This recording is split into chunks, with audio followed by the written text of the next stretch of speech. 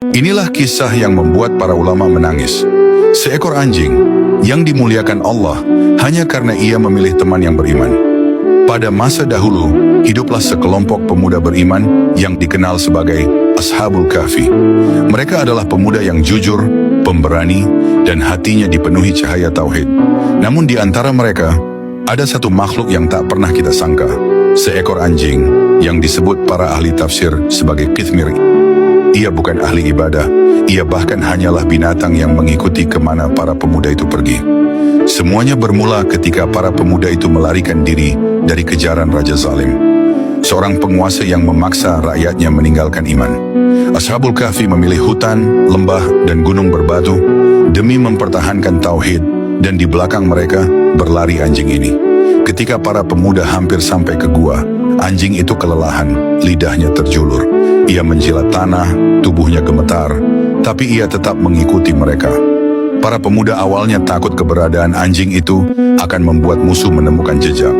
Namun Allah menakdirkan sesuatu yang berbeda. Bayangkan, di depan pintu gua, anjing itu duduk, meluruskan kedua depannya, menghadap keluar seakan siap mati demi melindungi para pemuda. Ibnu Katsir menyebutkan, Allah menyebut anjing ini dalam Al-Quran, memuliakannya hanya karena ia setia kepada orang-orang saleh. Di saat itu pula, Allah menurunkan rasa aman kepada para pemuda.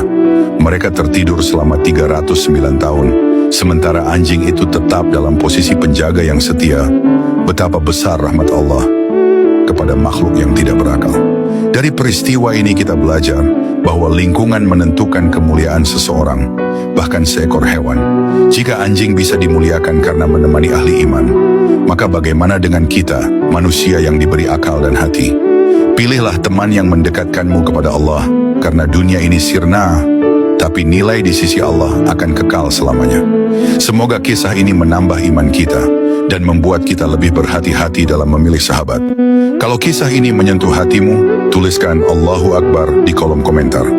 Bagikan agar lebih banyak orang mengerti indahnya berteman dengan orang-orang beriman.